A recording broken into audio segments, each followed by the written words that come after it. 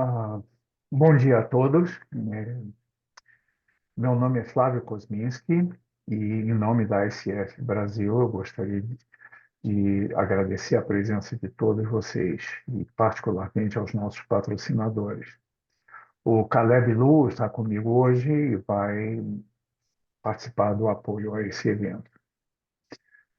A International Coaching Federation é a maior associação global de coaching, presente em mais de 100 países e conta hoje com mais de 50 mil associados em todo o mundo.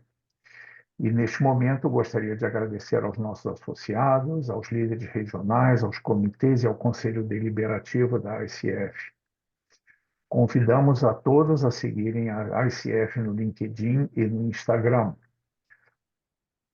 Quanto à International Coaching Week, essa é a maior celebração do coaching profissional do mundo e nessa semana acontecerão diversos eventos em mais de 20 idiomas. E aqui no Brasil estamos com uma incrível programação. Este evento está sendo gravado.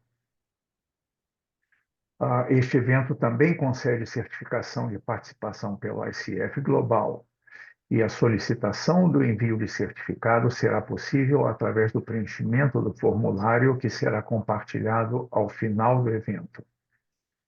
Neste formulário, você será convidado a fazer a sua avaliação e deixar seu depoimento. Neste mesmo link, você encontrará orientações para gravar um vídeo sobre sua experiência. Então, por favor, não se esqueça de acessar o link que estará no final do evento, no chat, para avaliar o evento, receber seu certificado e, se você se sentir confortável com isso, enviar um vídeo com o seu depoimento. Para iniciar esse painel, gostaria de dar as boas-vindas ao Sam Isaacson e registrar a alegria dele estar conosco nessa semana tão especial para compartilhar sua experiência e conhecimento. Sam, eu vou agora trazer a bio do Sam em inglês e peço a todos que, por favor, se ajustem na língua que se sentirem melhor, clicando no globo que está na parte de baixo da janela do Zoom. Sam Isaacson is a thought leader on coaching with a popular LinkedIn newsletter and several books to his name, most on AI, his handbook, writing 2 books on the impact of technology on coaching, the chapter on no coaching to the most recent revision of the complete book of coaching. He is the founder of Coachtech Collective, a coaching supervision and monthly report, and works closely with professional bodies on development. His EMCC Global work on update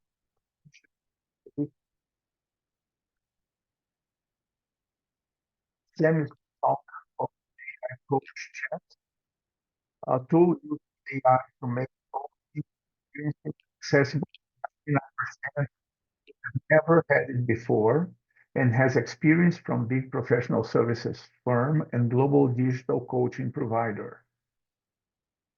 Sam was chair of the group and introduced it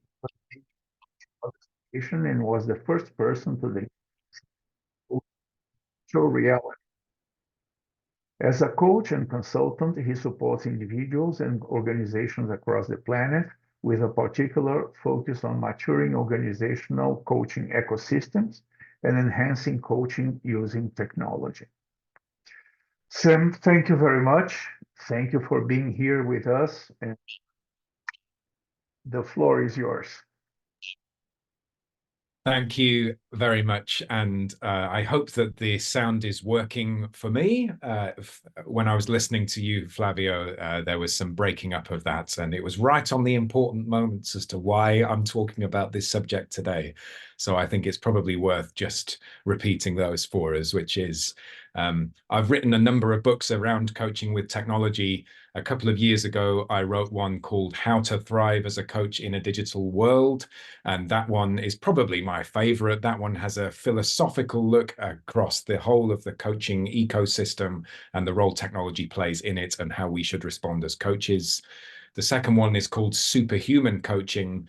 That one is much more tactical. You know, if you are a coach and would like to use technology in your practice, which technologies could you think about? It goes from the very simple and accessible, like sharing slides in PowerPoint, all the way through to how could you use a virtual reality headset to meet people and coach them while in orbit somewhere. So, you know, it's got everything in between.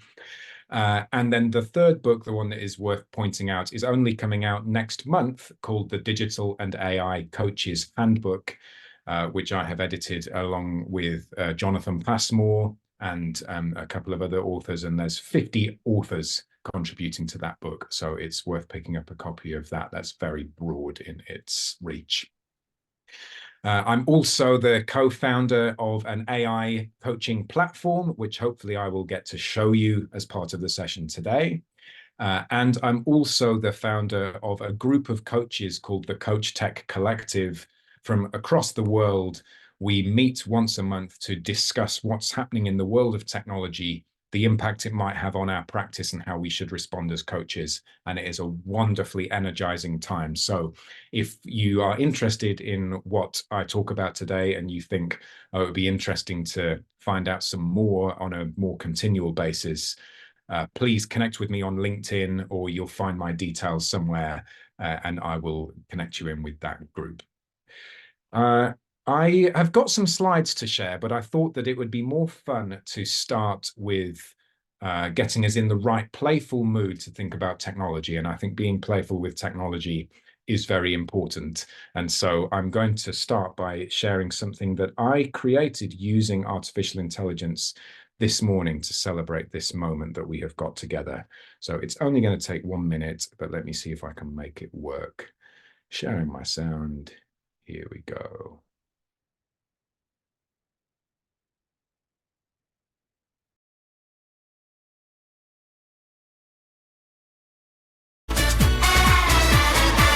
No horizonte do amanhã, futuro a desvendar.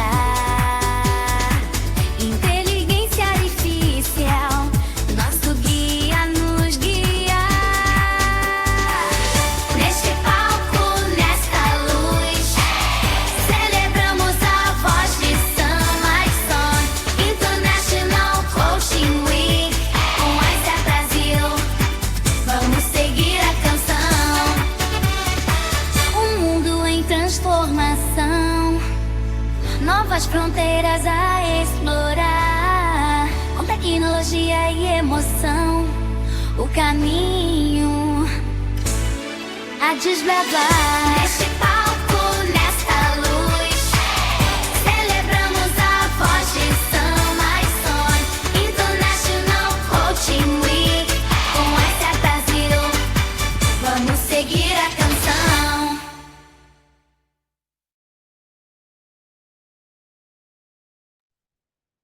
Right.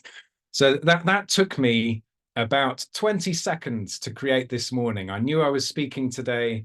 I can't speak Portuguese myself, but so I just told the tool, write me a song about me talking about artificial intelligence and the future of coaching for ICF Brazil in Portuguese.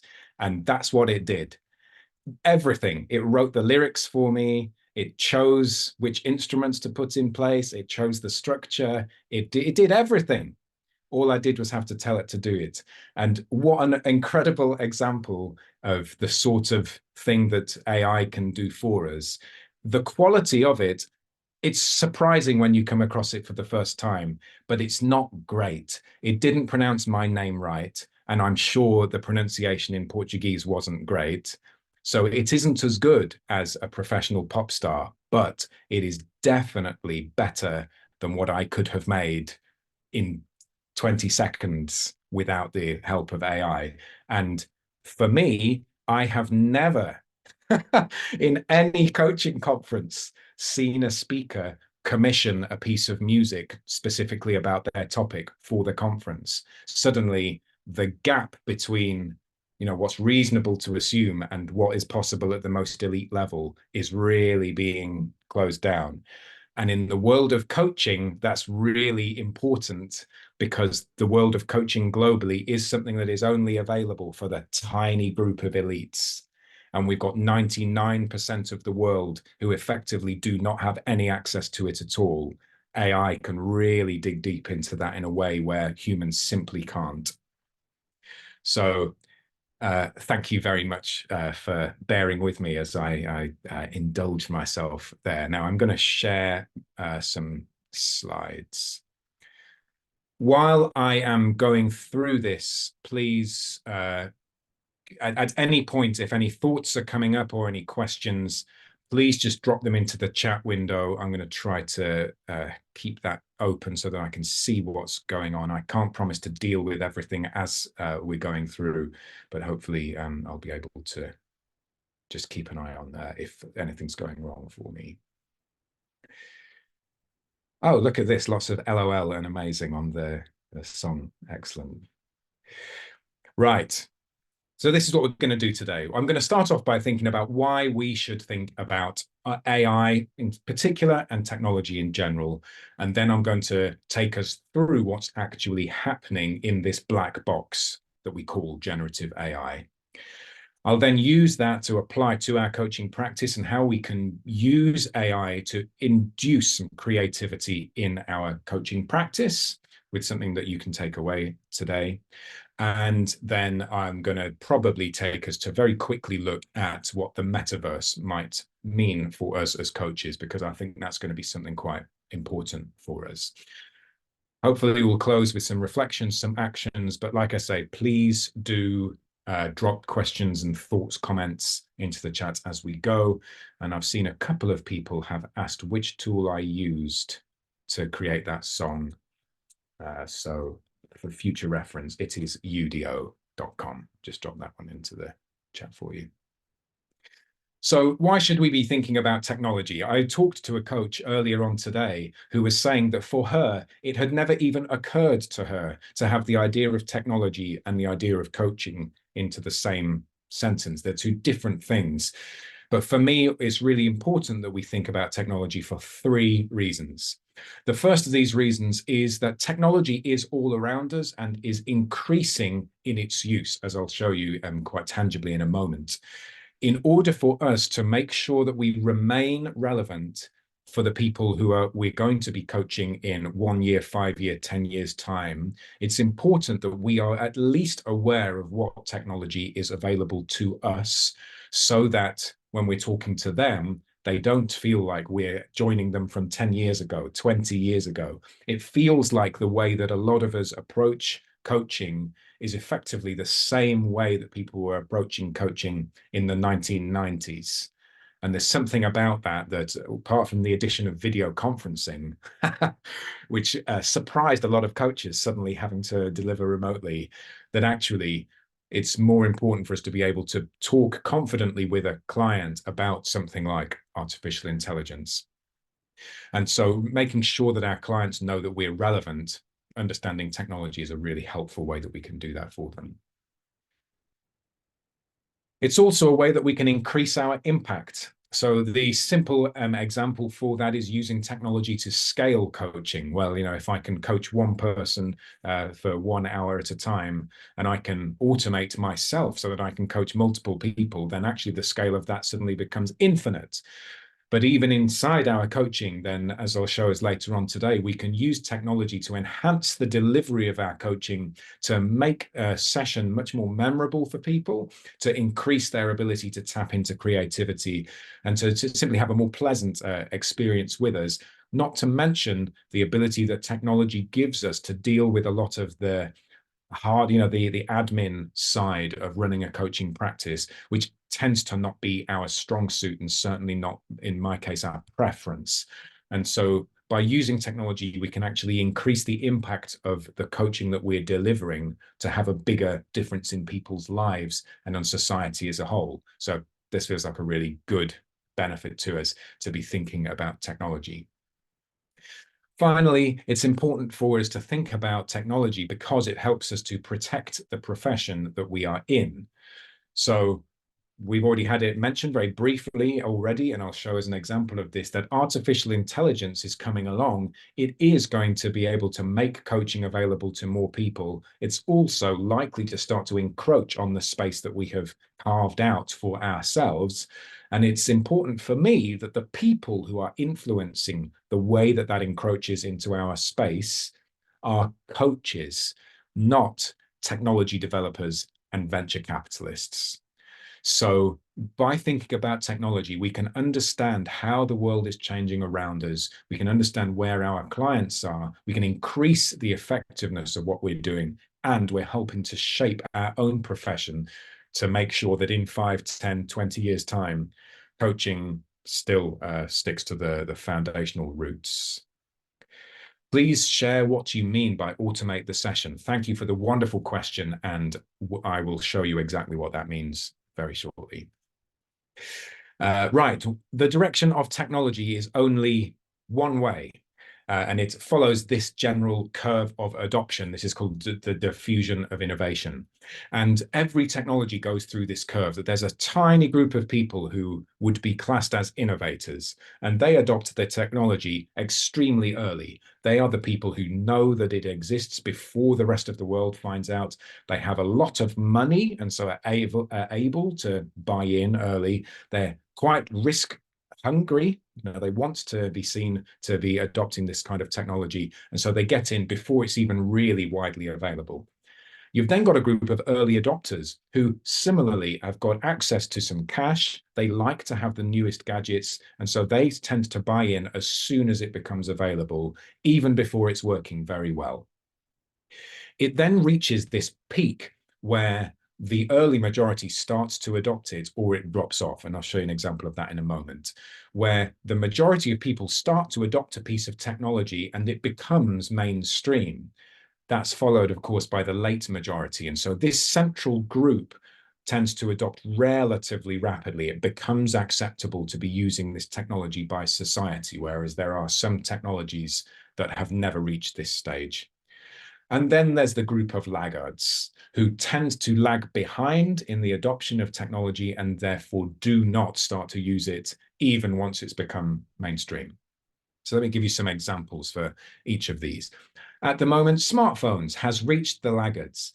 There is almost nobody who doesn't have a smartphone now. So I can look at this. I can look at the group that is on the stage, goodness me, on Zoom, on the little set of rectangles that I have on my screen in front of me.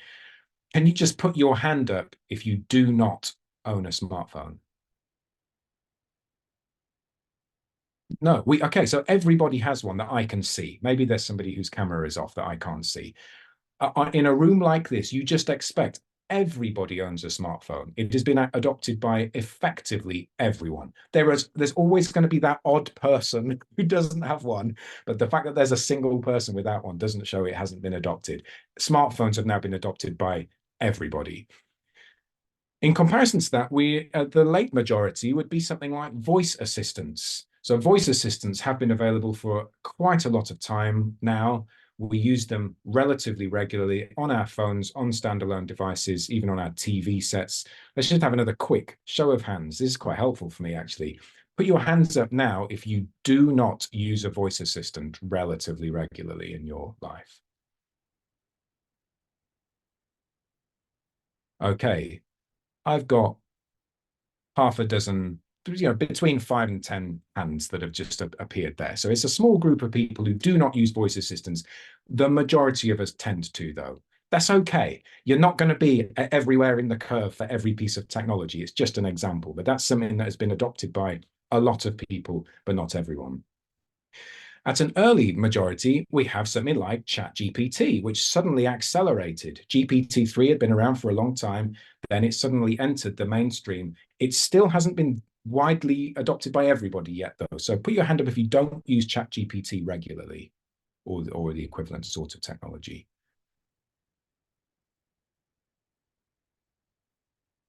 Okay, so that's actually, it's a similar number to the number that are not using voice assistant. So that's interesting. Maybe those are changing positions in that curve there.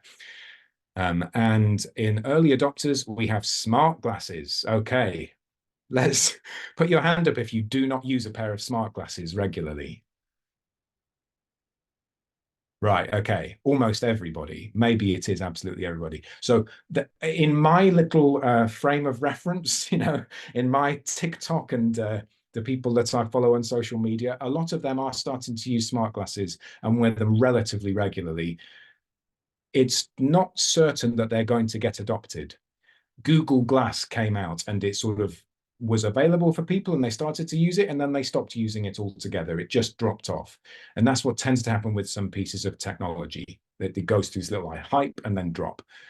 ChatGPT hasn't done that. It has now been adopted. And so we're not escaping from artificial intelligence. That's why it's important for us to be talking about that particularly. But hopefully you're getting the picture here. Right at the innovators stage is humanoid robots. None of you will own a humanoid robot, but these things are getting developed. They are available. You could go and spend several tens of thousands of dollars to buy a humanoid robot now if you wanted one, but they're not very good. They're not reliable. They're constantly being developed. But this sort of thing is going to be entering here. So we've, I'm sorry, get you moved across the side. Hopefully you can see, I'll just quickly skip back. All of us with every piece of technology are somewhere on this curve. So with some things, we have adopted the whole thing. We have no, because everybody has. With other things, we are lagging behind the majority, and other things we might be an early adopter of. It's not like you're in one of these camps eternally. As a general rule, however, when we're looking at sort of societal wide, the nature of the population of professional coaches globally is that we tend to be a bit older and we tend to be a bit more female. And older people and females, generally speaking, hang around on this end of the curve. Our coaching clients, on the other hand, tend to be younger. And a lot of them tend to be male, although that tends to be a lot more mixed. And they will tend to be, therefore, at this side of the crowd. If this point here is the medium, the difference between us and our clients as a general rule, not universally, of course, but as a general rule is going to be that we are over here and they are here.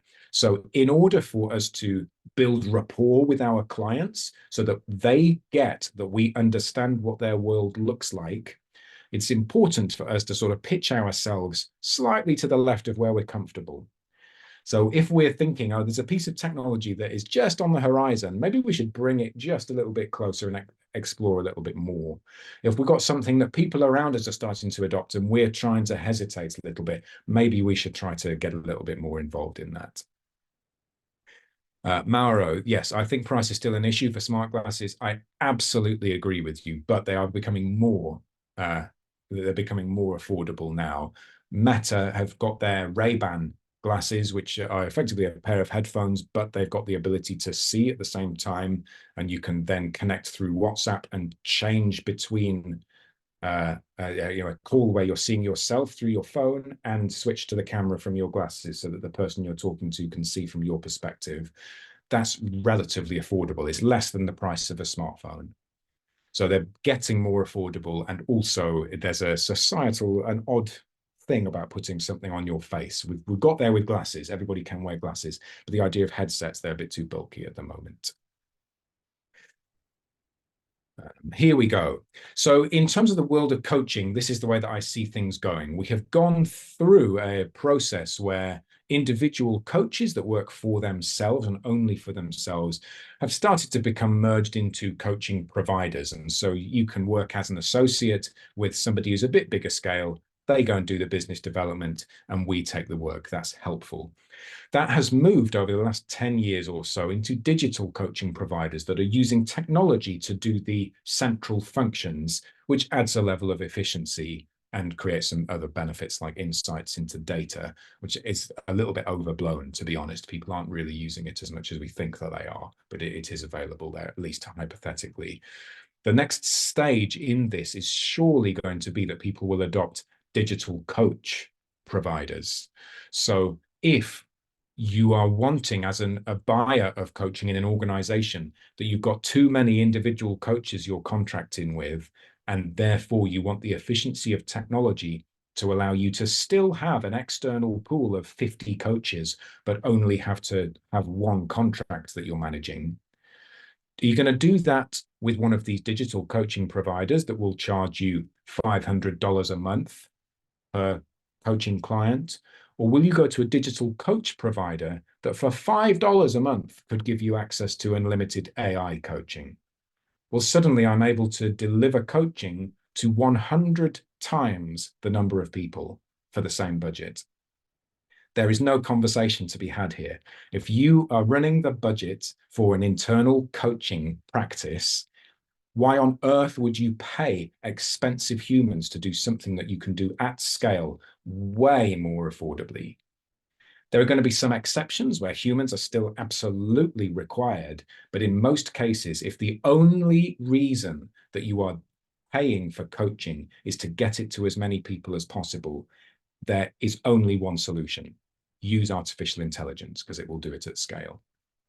Our response, therefore, could be, well, let's do nothing. Let's just keep on going the way that we have been doing and hope that we're all right, hope that we're part of the few that kind of remain used by our clients and remain, getting the income as a result of that. That feels to me like a silly thing to do.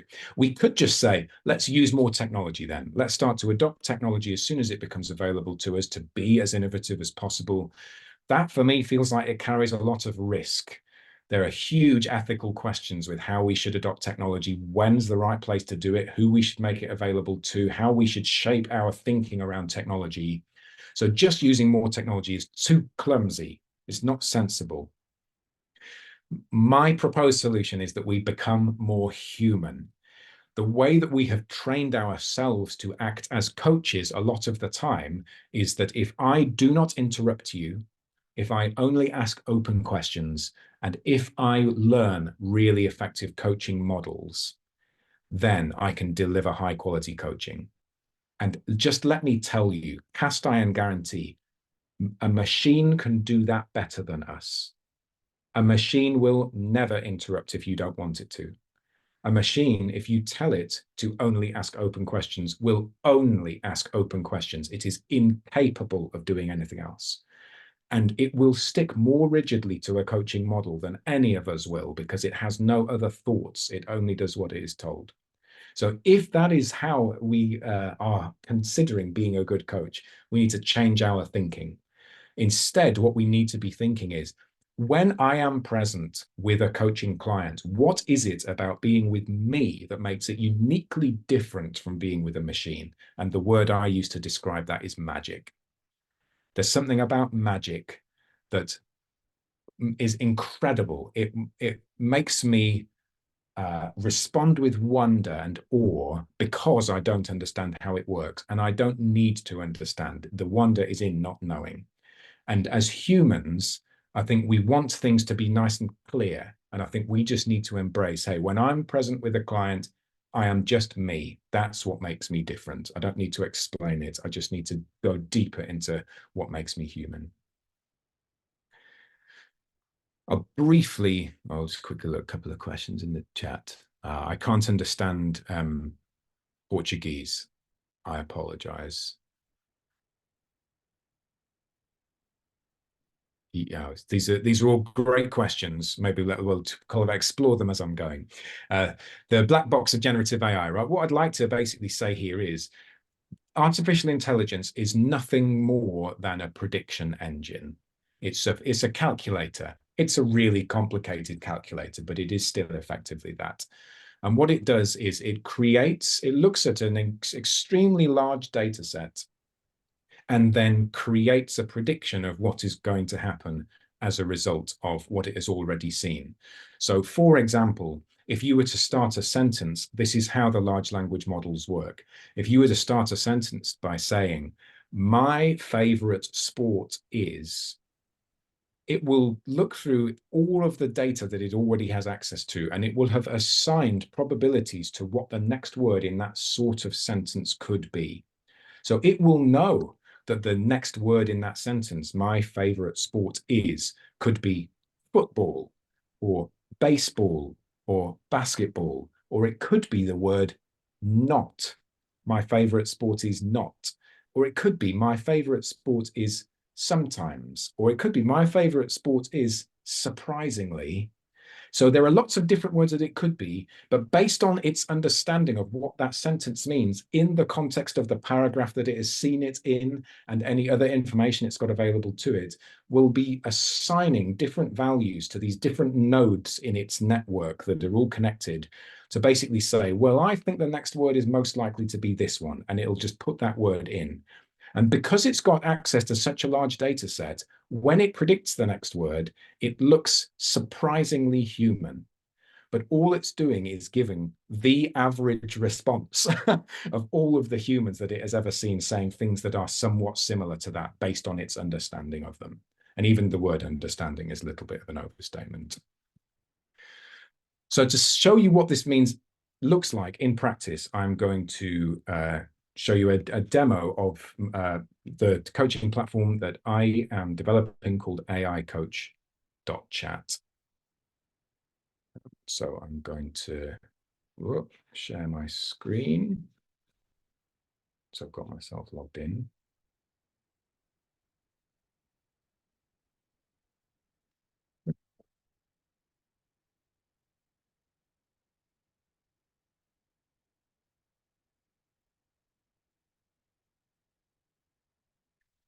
So this tool is only an AI coach. It's got a little dashboard here. Don't worry too much about this. What I've ended up doing is I have created a goal for myself to manage my workload effectively. And it's got a little tracking of my progress over time, which is very nice. And hopefully this is going to work. So starting my monthly session, the purpose of a monthly session is to catch up on this goal. So workload management. So in the background, I have created a series, quite a complex layered series of prompts, which is telling the tool how to act as a coach and explaining what sort of process to follow within the context of this session here. So the opening statement, welcome back to our monthly session. How is this last month for you? It's quite a generic open question. So let's say, I've found, oh goodness me, I can't spell. I've found myself working harder than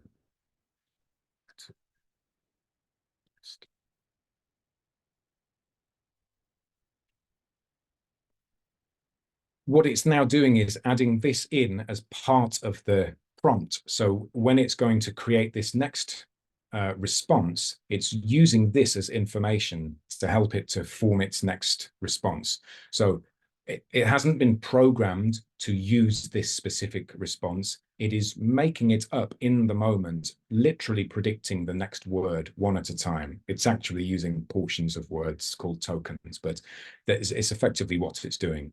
It sounds like you've been pushing yourself quite a bit. Oh, there's a bit of active listening and reflection built in. Has this impacted your effectiveness in managing your workload? It knows the previous goals that I've set, and it's already started to draw those into this conversation because that's what it's been told to do. So I could say, yes, my emails are getting too much for me. So now I've given it important information. It's too much. It's got the word emails in there. So now it's going to be taking these important pieces. It can be challenging to keep on top of a burgeoning inbox. Isn't that an interesting word? Why has it chosen that one? Of all of the words it could have chosen, it's selected this quite an unlikely one. But it sees that that is one, it could be used in this case, and so I'm going to use it. And within the context, it manages to get itself back on track.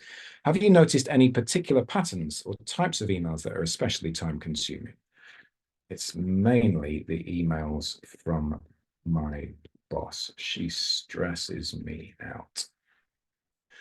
So now I'm starting to throw in a bit more information. Let's just see if it catches up on that. It's understandable that emails from a superior can add stress, especially when you're already feeling overwhelmed. Since our last talk, considering your goal to manage your workload more effectively, has there been a change in how you've been prioritizing tasks, including how you handle emails from your boss? I'll just say no, no change. I could say anything, of course. All it's going to do is respond to every sentence that I give it with the next step in the process. So ultimately, it is going to be taking me through a process. I don't know.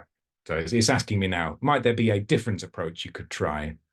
I'm just going to say, I don't know. I'm not going to play the coach's game. I'm just going to force it to try and do something different. But it has been told, you must not give advice. Within the way we built this, it is non-directive. So taking what you've shared into account, would you like to focus on finding a new strategy to handle the stress from emails? Or is there another goal you have in mind for today's session? So I'm not going to push you on this one. We could focus on this other one, or we could do something else. So that it is then going to go into a lot more complexity to help you set more goals and commit to actions and that sort of thing. But I just wanted to sort of show this is the sort of thing that exists. This is available right now. Ours isn't the only platform that's out there. Hopefully it brings it to life, though. That's the sort of thing that exists. And it offers several benefits in comparison to human coaching. It is a lot cheaper. It is available 24 hours a day, anytime that you need it in your pocket. You can start a session and pause halfway through a session and then pick up the same conversation 5 hours later. So I can start that in the morning and then pick it up in the afternoon. That doesn't happen with coaching. In coaching, we're in one session. So and you can get insights. That's an important thing. The information that is then gathered in that conversation at scale, if you're doing that in an organization, you could get insights into what are people being coached about? What can I learn about the organization? It isn't the same as human coaching at all. There are things that humans do that are very different from what's happening in that tool, but it doesn't mean that it's not helpful. Marshall Goldsmith, he has created the Marshall bot thing. He's done it a very different way.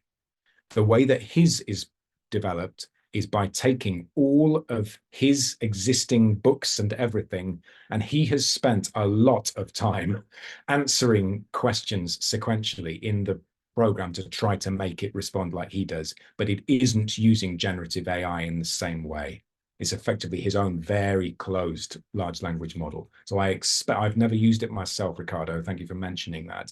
I expect that it is relatively close to the way that he thinks, but it isn't going to dynamically respond in the same way that something built on a large language model is. So in my silly response, I don't know, his tool won't know how to deal with that. I mean, I don't know. It's probably not going to be able to deal with the unexpected, whereas something on a large language model would.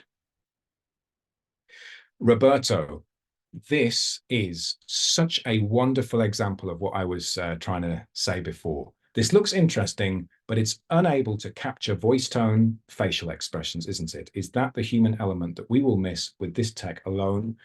The new version of ChatGPT, called GPT-4o, can do that. It was announced this week. And any time that we try to define, oh, but it can't do this specific thing, and I can, or it can't, I can do this and it can't do that yet. It's only a question of yet. And the pace of development in technology is so fast. As soon as you mention it, it will be in 6 months later. And that's why I use the word magic. I don't need to define that it's better being with me than an AI because I can hear the tone of your voice. Because as soon as I say that, an AI will do it, and I still think I'm better. More than that, I know I'm better because I'm human. I don't need to define that in these details about precisely why. I just know that it's better being with a human We can't just replicate that using technology. So for me, I'm just happy to go, it's magic. So let's step into the magic together. Natalia, what a wonderful question, which leads me perfectly into what I was going to say. What would be a way to combine digital and human coaching for the best client outcome? I'm going to sneakily move aside from that, because there are ways you could use both together. For example, I could deliver human coaching conversations. I could take the transcripts of those conversations and upload them into my AI tool and give my coaching client access to the tool. So it now knows what we've talked about, and you can get the on-demand, and you get the human, at the scheduled time. So you kind of get the best of both worlds. That's wonderful. But I'm going to show you a tool now, which you could take into your human coaching practice today. If I can bring up that screen. And I think that you might like this one. Share the screen.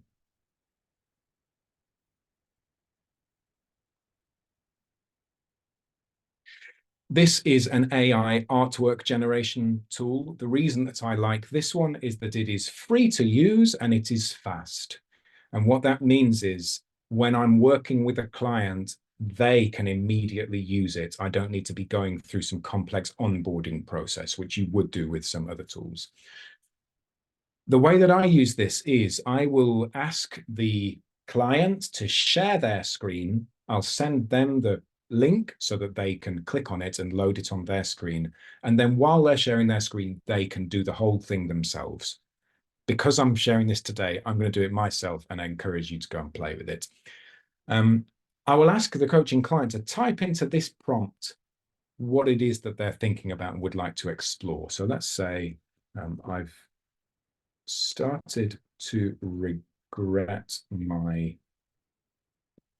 decision about who to promote to financial, goodness me. I don't think it really matters if I spell it wrong, because it will read it correctly, but I'm feeling a bit stuck. So this is the thing that they are wanting to think about. I get them to just write in here what it is that they're thinking, and then I'll ask them to select an art style that could be helpful. So have a little play with this in your spare time to see what the different ones create. For now, I'll just choose the botany option, because it looks like it's got some nice pictures of flowers, and I like flowers, and I'm in the mood for that today, maybe. But like I said, I ask the coaching client to select it. When I press create, here it'll come with a little pop-up, but it'll give me, within 5 or 10 seconds, it's going to generate something, a unique piece of artwork, which has never existed before in the world and only exists between me and my coaching client. As soon as I close this window, it disappears, which makes it very special. It's just for us, just for this conversation. And it's created this image, which looks to me like it's a person of some sort made out of leaves, and I'm not sure exactly what these kind of wood, maybe. There's a little spot. Is that oh yeah, it's just on my screen.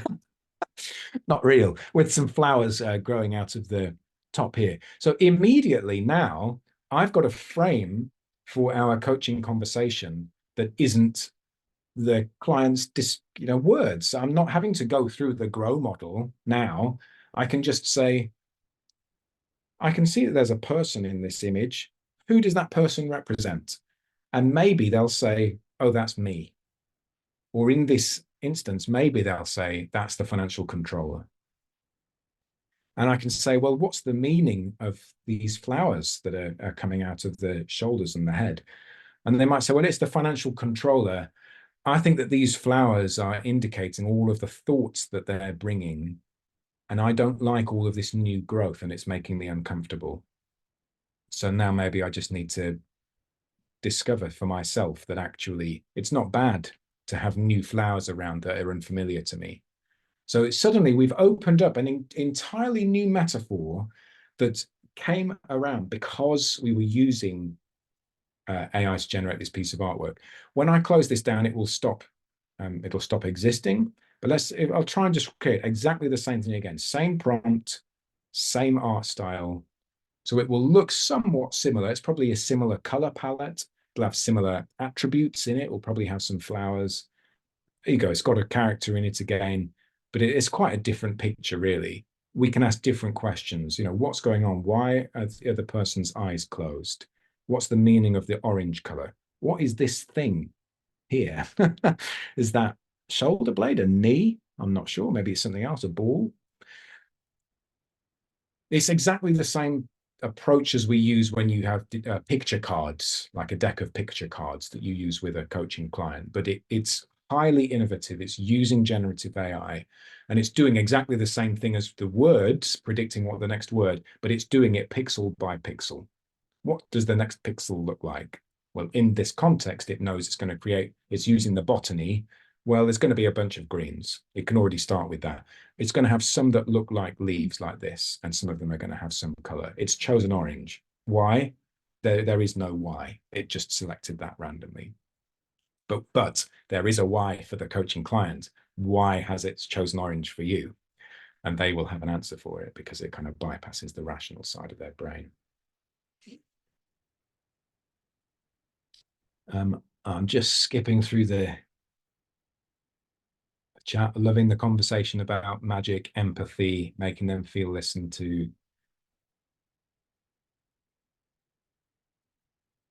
The AI coach, the AI identifies what goals the coachee has discussed with them and then presents them to the coachee to confirm whether that's an accurate representation or not, and they can adapt them.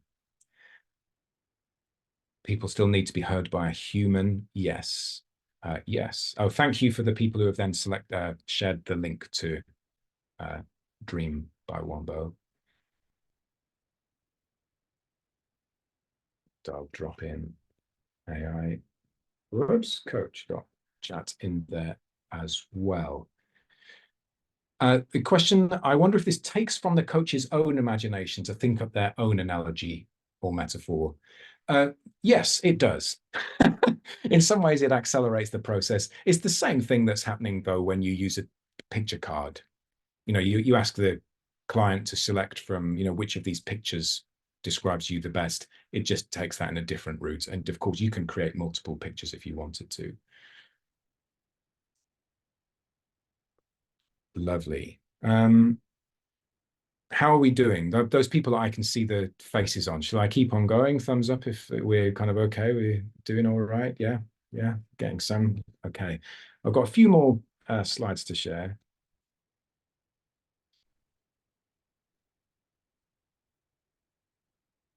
Whoops. See that? Yeah. I said I was going to talk about the metaverse.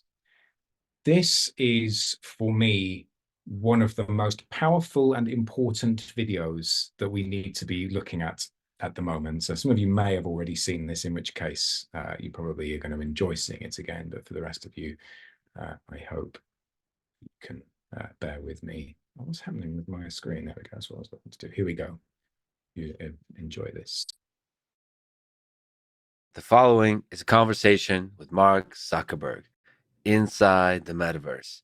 Mark and I are hundreds of miles apart from each other in physical space, but it feels like we're in the same room because we appear to each other as photorealistic codec avatars in 3D with spatial audio. This technology is incredible, and I think it's the future of how human beings connect to each other in a deeply meaningful way on the internet. These avatars can capture many of the nuances of facial expressions that we humans use to communicate emotion to each other. Now, I just need to work on upgrading my emotion expressing capabilities of the underlying human. This is the Lex Friedman podcast. And now, dear friends, here's Mark Zuckerberg.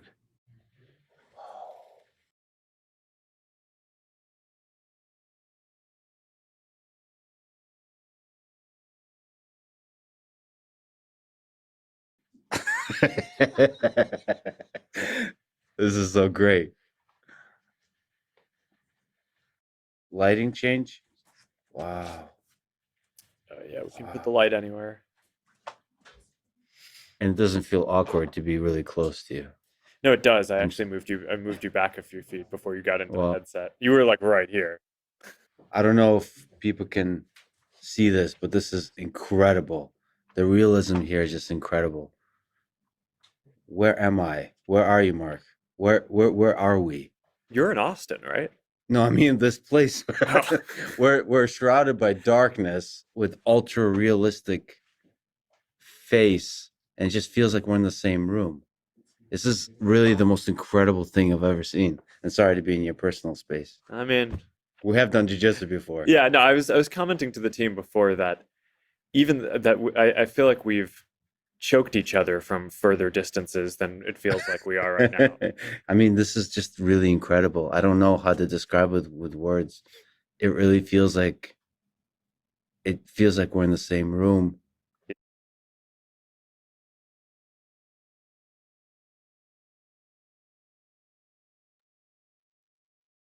So what has happened in that particular video, it's part of the Lex Fridman podcast, which you can look up that entire video. It's over an hour long on YouTube or on your podcast provider.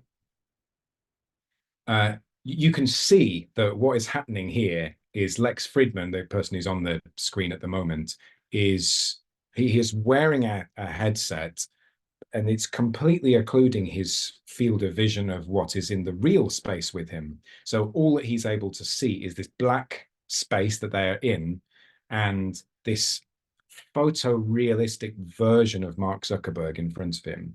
And because of the way that the headset is designed, it can detect the movement of his face and then replicate that onto the avatar so that it appears as if, and he says it several times, it feels like they are in the same room.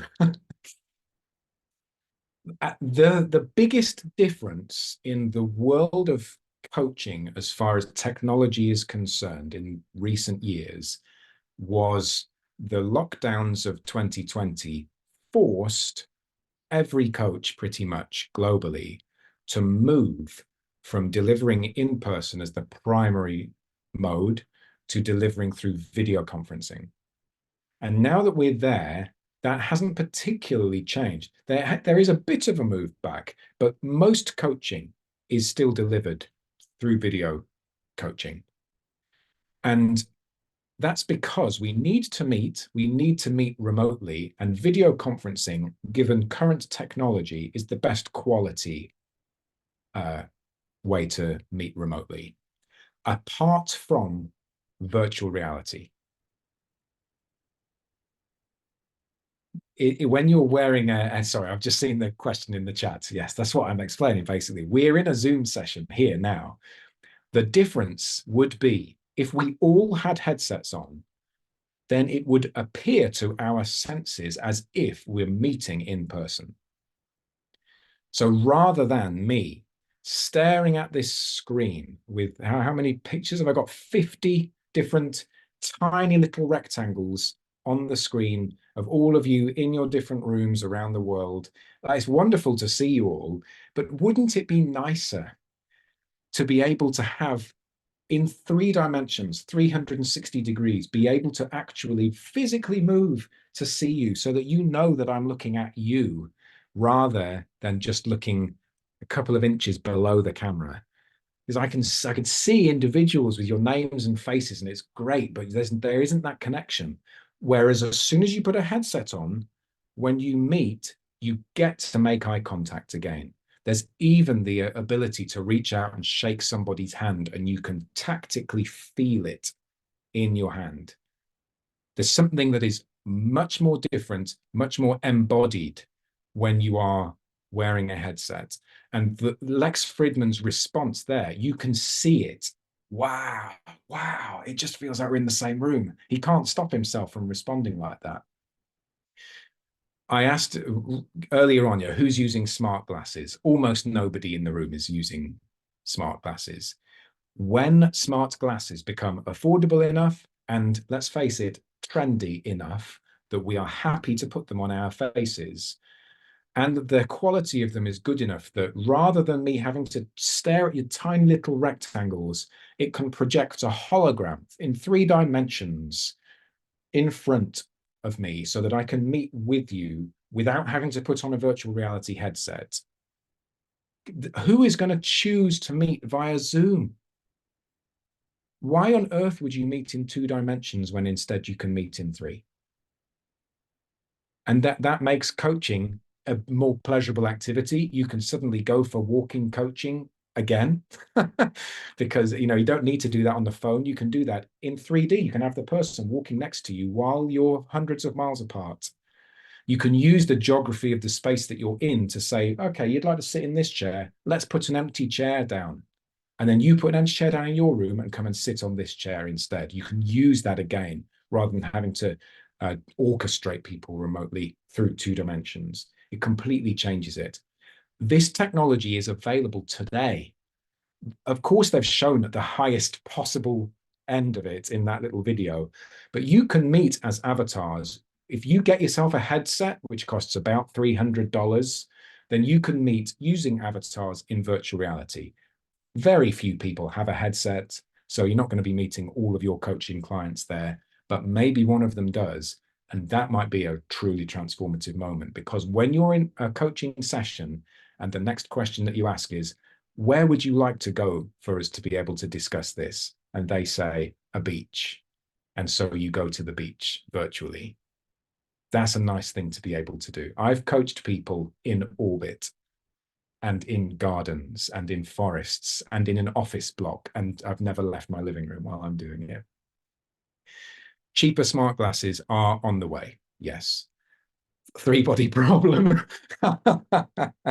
Yes, it's not quite at that level, but yes, absolutely. It's really much more embodied experience. It's effectively the same as phone coaching, but with a body. Now the following is a conversation with Mark. Got too many windows open, press the wrong thing. Oh, I've got a screen for ethics. This was like my holder in case we run out of time. I'd like to pause before we dive into ethics as a sort of side topic. I'm going to stop sharing. If you've got any other questions, could you put your hand up or drop into the chat? Sorry, Flavio, I think I've got this until 1:45. Is that the right amount of time that we've got? Yeah, we have, well, there's a lot of interest. We might extend this a little longer, but yes, we should go until, I think, 30 minutes, yes. 10 or 15 minutes. So I'd love to see, what questions, thoughts have come up for people. Yeah, put your hand up, your virtual hand. Otherwise, I'm going to probably miss it, and or into the chat would be fine. Sam, is there a kind of a roadmap for traditional coaches to get closer to the use of AI in coaching? The number one thing that I would suggest is join my group.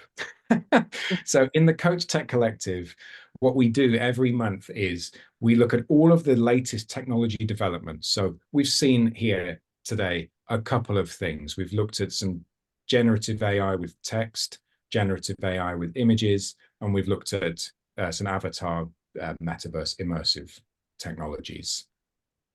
The sorts of things that are happening in humanoid robotics, in quantum computing, in blockchain, in wearables, in neural interfaces and brain-computer interfaces, in biological computing, and not to mention just the underlying infrastructure that is allowing this to happen, including nuclear fission, the scale of energy into the future, the sorts of things that are happening. There's so much that is happening, and it's happening so frequently that every month I'm producing a report that is 10 or 15 pages long. And so in order to distill that into what's really important and what should we do, the ability to to understand what the big ideas are and how we can kind of reflect on that as a group is really important. And yes, Femina, thank you for asking, how do we join? Because I'm not very good at this sort of thing. So let me find the link in the background for you.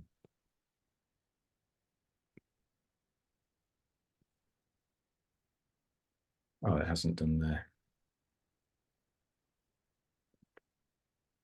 There you go. That's where you sign up there. And let me give you a code as well, because otherwise it will cost more.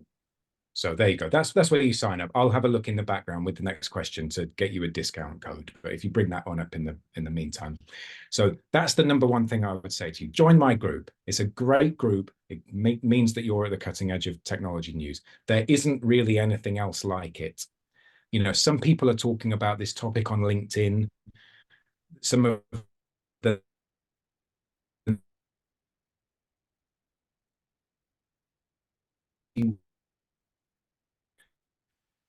Peter blog writes about it. Carol, there are a few people who do write about this sort of thing. The ICF has got its thought leadership, the Thought Leadership Institute, and the work that they're doing there. There are a few people who do talk about this, but I would suggest, if you want to understand, you know, how is technology coming in? What's the technology that we could use? How can we develop our own craft? That's the way to do that. So thank you. I'll quickly find a discount code in the background, and I'm not going to get the name right. Bhavana, please correct my pronunciation of your name.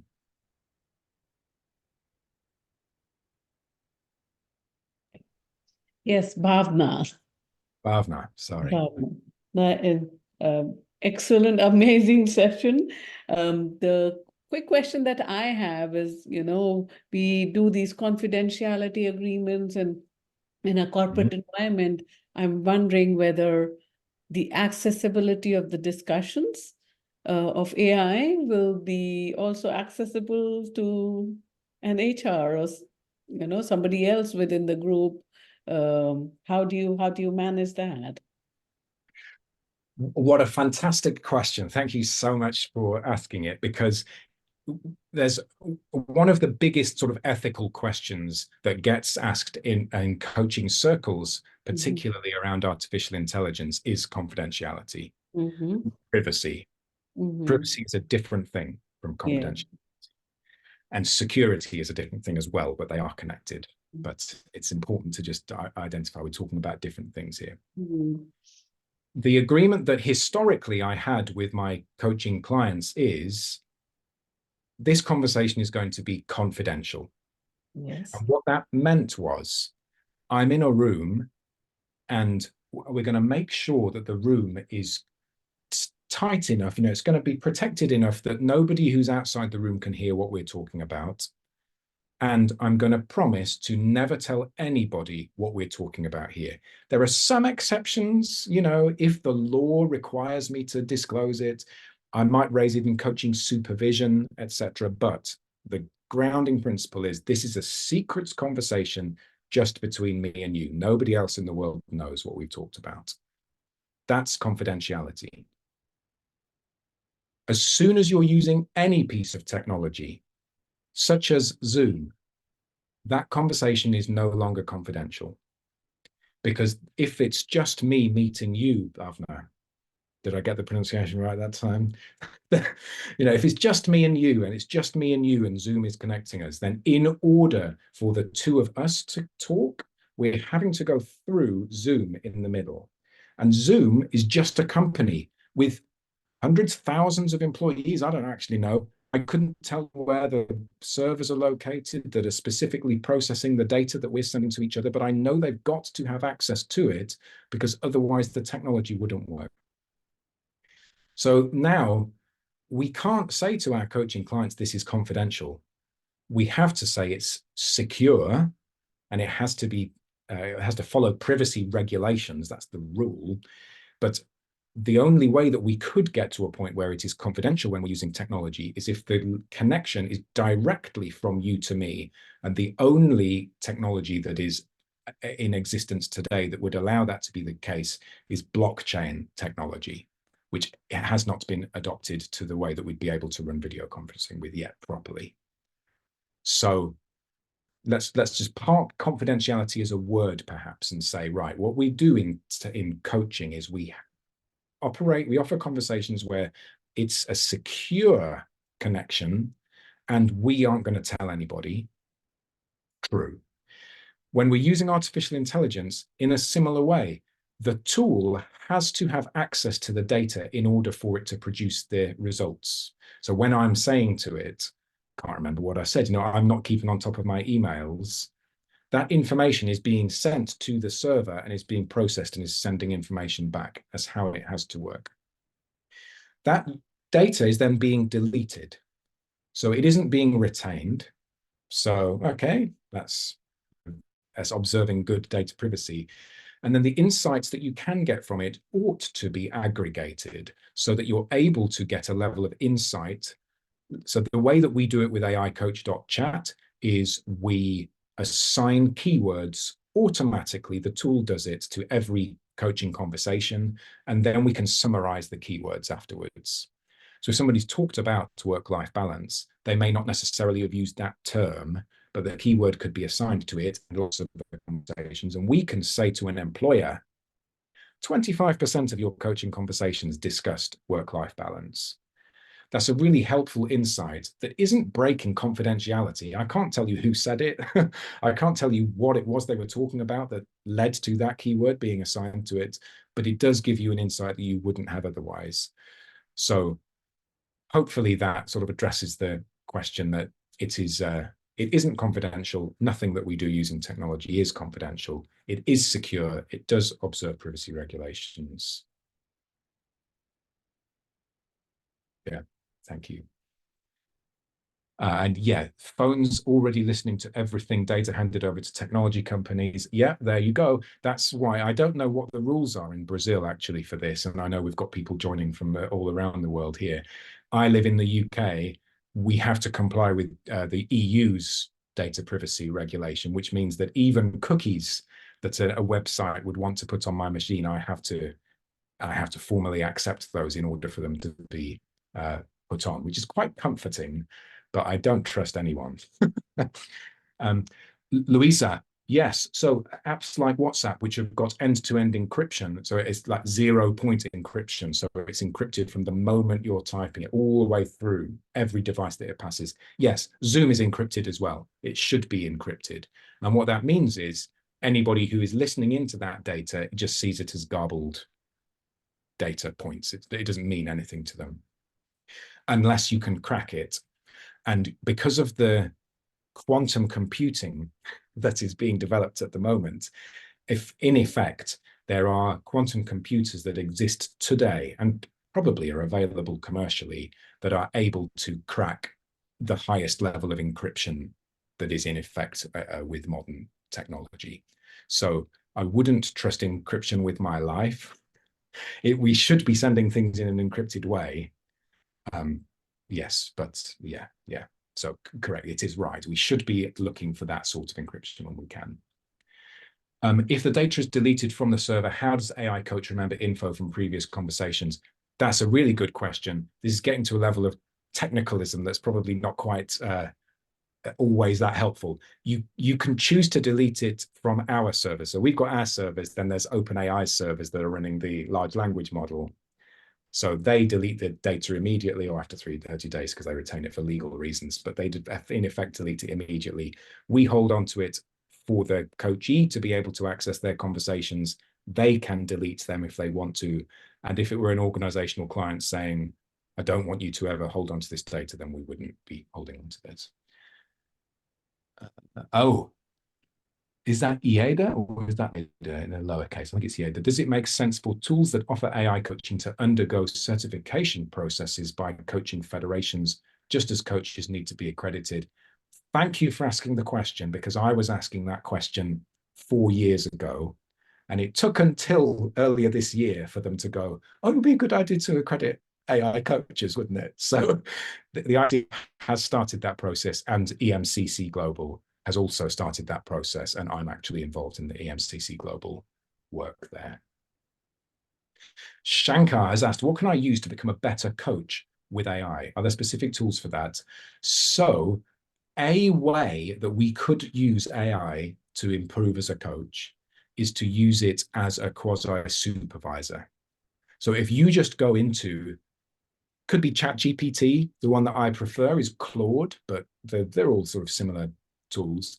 If you go in and give it a really strong, well thought through prompt that says, act as if you are a coaching supervisor. You have been accredited by the ICF. You are really skilled in transactional analysis. I want you to bring me a really strong level of challenge around my coaching practice. Just start to ask me questions and let's see where the conversation goes. It will lead you in a really helpful conversation if you're in the right mood. If you start playing games with it, it will just follow you everywhere you go. So without extra layers of prompting, you won't be able to control it. No, okay, ¿a dónde vas? Who else? I'm sorry, if I've missed a question that's been dropped into the chat, could you drop it in again or just raise your hand to ask? Well, Sam, some people ask what instrument or tool you use for the music, the one you started your presentation with. Yeah, that is Udio, udio.com. That's just it's just a bit of fun, isn't it? You know, it's a good little an indicator of sort of what's possible. I only found that one a few weeks ago. It's quite fun. Which is the data used by ChatGPT to be a good coaching supervisor? Well, the data that is used is its extremely large data set, which is built off of effectively what's on the internet. Basically, has a shortcut for it. There's lots of different data sets it uses, but that's basically it. The way to then turn it into a good coaching supervisor is the quality of your prompt. And that's something that there are some free courses available online to sort of help you to learn how to become a prompt engineer. For me, I think you don't need to learn how to become an expert prompt engineer. What you need to be good at is asking good questions. And we're coaches, for goodness sake. We should be really good at it already. So if you just go in, think through, if you go in and say, be a coaching supervisor, the number of unstated assumptions it's going to hold about what that means is too great. So we can get that tighter and tighter and tighter. So if you go and say to it, I want you to be an executive coach, help me with my email inbox, it will go, no worries, start by doing this, then do this, then do this, then do this. And you think, oh, that's not quite what I wanted you to do. But if you say, I want you to be my executive coach, every time I say something, respond with an empathetic statement, and then in only one sentence, point out an assumption I've made and ask me one open question. It will do exactly what you've told it to do. And that is a really powerful thing to be able to do. And that, what I've just said there, I've just made up. We're all clever enough. We've all had coaching training, so we know how to instruct somebody to be a good coach. But the clearer we make it, the more instructions we give it in a prompt, the more likely it will give us something that we're looking for. Ted, you asked what tool was mentioned that I use, so I'll just, oops. Oh, goodness me, sorry. Claude.ai. It's an alternative to ChatGPT. They're basically the same thing now. Juliana, how to ensure the reliability of the information received by AI? Yeah, always double check. Because it's always driven to come up with what it thinks is the most likely next thing to say. It isn't trying to be accurate. It's just trying to keep the conversation going. There is a tool that I use called perplexity.ai. It's relatively popular, and that one will give you references for everything that it's saying.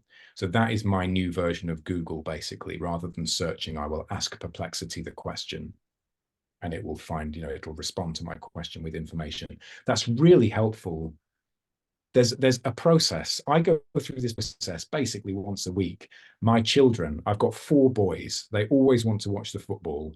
And so the question they're always asking me is, where can I watch this game this weekend?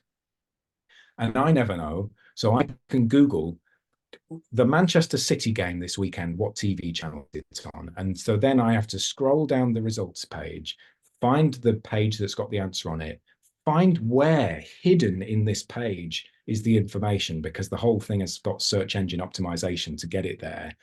If I ask Perplexity, what time's the Manchester City match on? It looks it up and gives me the answer straight away. That's the future of search. And with ChatGPT's newest upgrade coming very soon, that's going to get even better.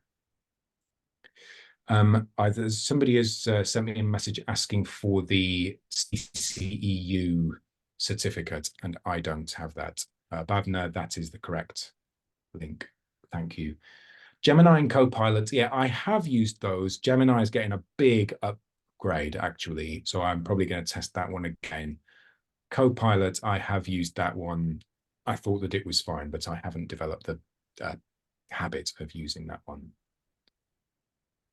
What does human coaching need to be better at than AI coaching? I think, Bosco, that the sort of coaching that humans are going to be involved in the future is the same sort of coaching as we're currently involved in. So as a general rule, human coaches are used for, I was going to say 2%. It probably isn't that, is it? The top 0.5% of earners or contributors within organizations. What I expect is going to happen is there's going to be a little bit of a sort of bump where AI moves into some of that and then moves further into the organization and humans are brought back. But it's going to effectively be the same sort of people. So the thing that we need to be offering is something that is uniquely helpful for the people that we're wanting to help. AI does not have experience.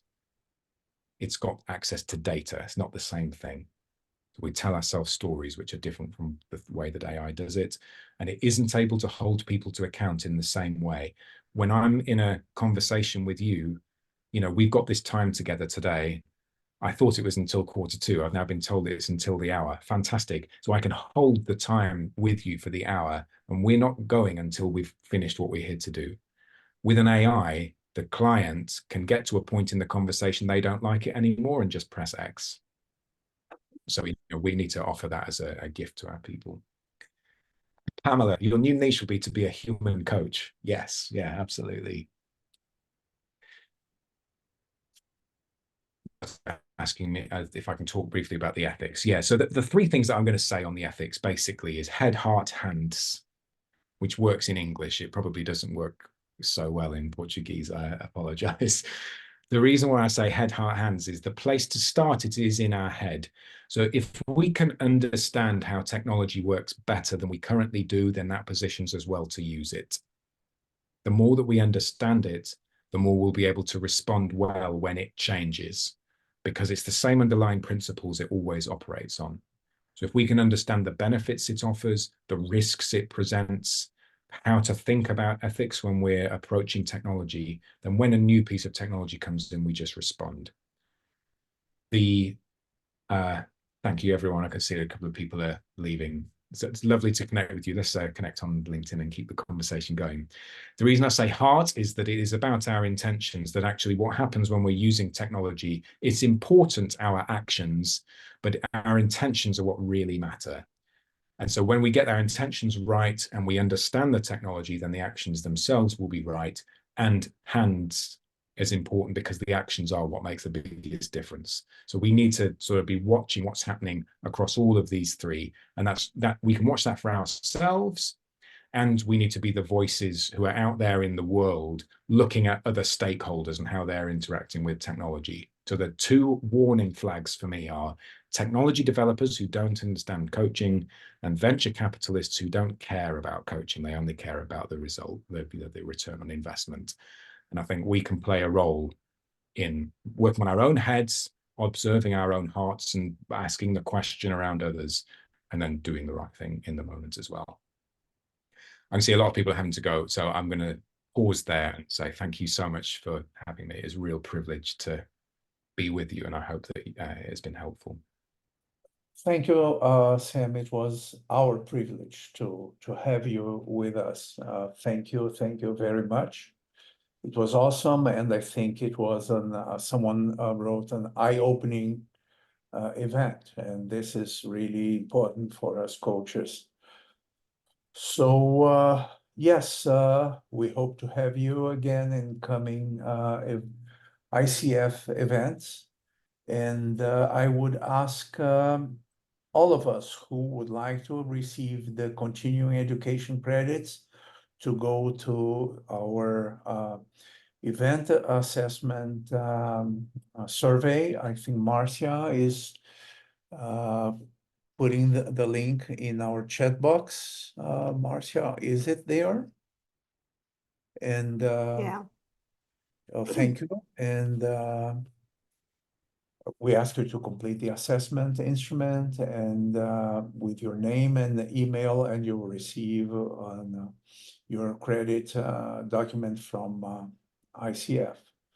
So thank you again, Sam. Thank you very much. And do we have any final comments? I'd love to see Applause. as many of you as possible on the next Coachtech Collective. Let's get some people involved in that and have some representation from South America. We have some from North America and none from South yet, so I would love to welcome you into the fold. Marcia, I don't see the link in the chat. It is there. It is there. It was. Can you put it again so that it's in the bottom of the chat?